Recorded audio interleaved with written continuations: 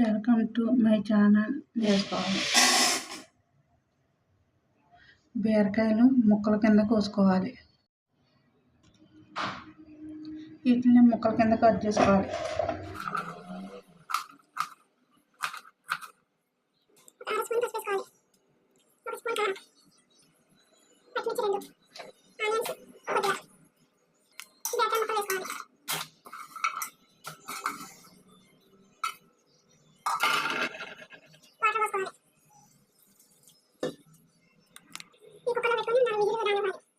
పప్పు బీరకాయకి తాలింపు పెట్టుకోండి. 4 టేబుల్ స్పూన్లు.